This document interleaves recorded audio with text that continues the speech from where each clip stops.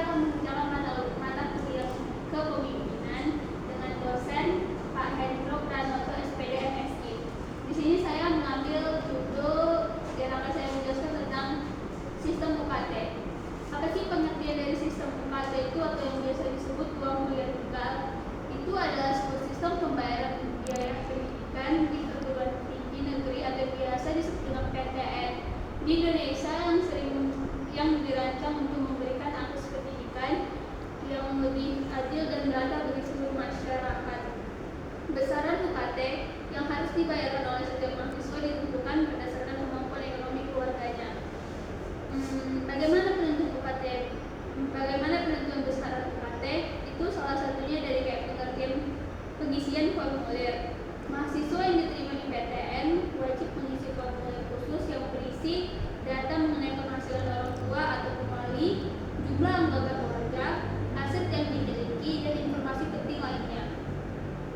Yang selanjutnya itu data ini sangat krusial karena akan menjadi dasar perhitungan besaran UKT. Penentuan besaran UKT yang kedua itu verifikasi data. Pihak PTN akan melakukan verifikasi terhadap data yang telah diisi oleh mahasiswa. Yang kedua itu verifikasi ini bertujuan untuk memastikan kebenaran dan akurasi data yang disampaikan. Dalam beberapa kasus, PTN mungkin akan meminta bukti-bukti pendukung seperti slip gaji, surat keterangan penghasilan orang tua atau kembali, atau dokumen kepemilikan aset. Yang ketiga itu penentuan golongan UKT. Berdasarkan hasil verifikasi, mahasiswa akan ditempatkan pada golongan UKT tertentu. Setiap golongan memiliki rentang besaran UKT yang berbeda-beda. Golongan UKT 1 biasanya merupakan golongan dengan besaran UKT yang terendah, sedangkan golongan tertinggi itu memiliki besaran UKT yang sangat tinggi. Penentuan besaran UKT-nya yang keempat, pembayaran UKT. Setelah mengetahui golongan UKT, mahasiswa wajib membayar besaran UKT sesuai dengan golongan yang telah ditentukan. Pembayaran UKT itu biasanya dilakukan secara berkala, minimalnya itu kayak misalnya per semester. Faktor-faktor yang mempengaruhi besaran UKT itu pertama, pendapatan orang tua atau kembali. Semakin tinggi pendapatan, maka semakin besar pula kemungkinan mahasiswa ditempatkan pada golongan UKT yang tertinggi. Yang kedua, jumlah ditentukan berdasarkan jumlah anggota keluarga. Jumlah anggota keluarga yang ditanggung juga menjadi pertimbangan. Keluarga dengan tabungan yang banyak cenderung mendapatkan besaran UKT yang lebih rendah. Yang ketiga itu aset yang dimiliki. Kepemilikan aset seperti rumah, tanah, kendaraan, atau usaha juga mempengaruhi besaran UKT. Yang keempat itu program studi. Besaran UKT juga dapat berbeda-beda antar program studi di dalam satu perguruan tinggi. Program studi dengan biaya operasional yang lebih tinggi cenderung memiliki UKT-nya juga lebih tinggi. Manfaat sistem UKT itu yang pertama itu keadilan. Setiap mahasiswa memiliki kesempatan yang sama untuk mengakses pendidikan tinggi terlepas dari latar belakang ekonominya. Yang kedua itu transparansi. Proses penentuan besaran UKT dilakukan secara transparan sehingga mahasiswa dapat memahami dasar perhitungan UKT-nya. Yang ketiga itu efisiensi. Sistem pembayaran menjadi lebih mudah, lebih sederhana dan efisien. Yang keempat itu meringankan beban mahasiswa. Bagi mahasiswa dari keluarga kurang mampu, UKT memberikan keringanan biaya kuliah. Di sini saya akan menjelaskan mengenai perbedaan UKT dengan BKT. Yang pertama itu BKT atau yang disebut dengan biaya kuliah tunggal. Pengertian dari BKT itu adalah total keseluruhan biaya yang dibutuhkan untuk menjalankan satu program studi dalam satu semester. Dasar penentuan BKT ini dari biaya operasional program studi kayak gaji dosen, biaya perlengkapan, dan lain sebagainya. Tidak mempertimbangkan kemampuan ekonomi mahasiswa.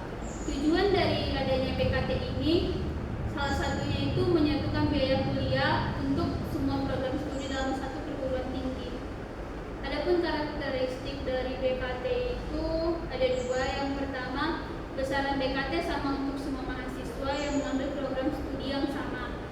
UKT itu tidak memperhitungkan subsidi pemerintah.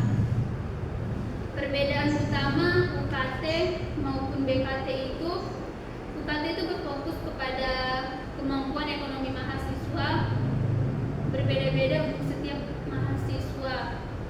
Sedangkan BKT itu biaya operasional program studi. Terus perbedaannya UKT subsidi itu adalah golongan UKT yang terendah, sedangkan BKT itu tidak pakai golongan. Tujuan dari UKT itu keadilan dan aksesibilitas, sedangkan BKT itu tujuannya standarisasi biaya. Singkatnya dari perbedaan UKT dengan BKT itu, UKT itu berfokus kepada kemampuan ekonomi mahasiswa dengan bertujuan untuk memberikan akses pendidikan yang lebih adil. Sedangkan BKT itu dia berfokus untuk biaya operasional program studi dan bertujuan untuk menyatukan biaya kuliah dalam satu program studi. Contoh sederhananya itu seperti misalnya di sebuah PTN itu ada program studi teknik informatika. BKT untuk program studi ini adalah 10 juta per semester. Namun besaran UKT untuk mahasiswa itu mengambil program studi ini biasanya berbeda-beda. Misalnya si mahasiswa ini ditempatkan di golongan yang pertama, dia membayar UKT itu sebesar 2 juta per semester. Dan salah satu mahasiswa itu mahasiswa B, dia mendapat kedudukan di golongan UKT ketiga. Dia membayar 6 juta per semester, lebih tinggi di golongan UKT ketiga daripada UKT yang pertama. Kesimpulan dari UKT maupun BKT ini adalah dua konsep yang berbeda dalam sistem pembayaran biaya UKT di PTN. UKT itu lebih menekankan pada aspek sosial, sedangkan BKT itu lebih menekankan pada aspek finansial program studi. Dari materi yang saya sampaikan tentang UKT itu, adakah yang ingin bertanya? Ya, baik. Pertanyaannya, bagaimana sistem sebelum UKT? Baik, saya akan menjawab pertanyaannya.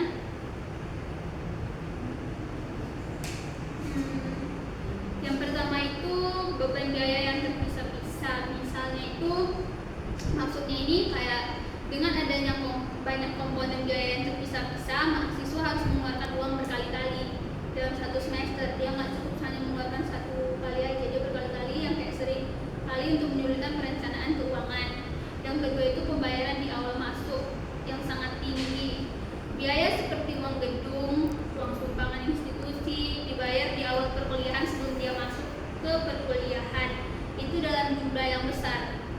Hal ini memberatkan calon mahasiswa dari keluarga kurang mampu, sehingga banyak yang terpaksa tidak melanjutkan pendidikan ke perguruan tinggi. Yang ketiga itu tidak adanya sistem penyesuaian berdasarkan kemampuan ekonomi. Kesimpulan yang bisa saya ambil dari materi tentang UKT ini adalah UKT ataupun BKT adalah dua konsep yang berbeda dalam sistem pembayaran biaya pendidikan di perguruan tinggi negeri atau biasanya PTN. UKT adalah biaya kuliah yang disesuaikan dengan kemampuan ekonomi mahasiswa, di mana besarnya ditentukan berdasarkan pendapatan keluarga, jumlah anggota keluarga, dan aset yang dimilikinya. Sementara BKT itu lebih mendekatkan ke total keseluruhan biaya yang dibutuhkan untuk menjalankan satu program studi selama satu semester tanpa mempertimbangkan kemampuan ekonomi mahasiswa. Tujuan utama dari UKT ini kayak memberikan keadilan dan aksesibilitas pendidikan bagi semua lapisan masyarakat, sedangkan BKT ini lebih berfokus kepada aspek finansial operasional program studi. Dengan kata lain, UKT adalah bagian dari BKT yang dibayar oleh mahasiswa sesuai dengan kemampuannya, sedangkan BKT itu kayak disubsidi oleh pemerintah atau sumber lain. Intinya dari UKT ini lebih bersifat individual dan fleksibel, sedangkan BKT ini lebih bersifat ke umum dan tetap untuk setiap mahasiswa dalam satu program studi. Baik, hanya ini yang bisa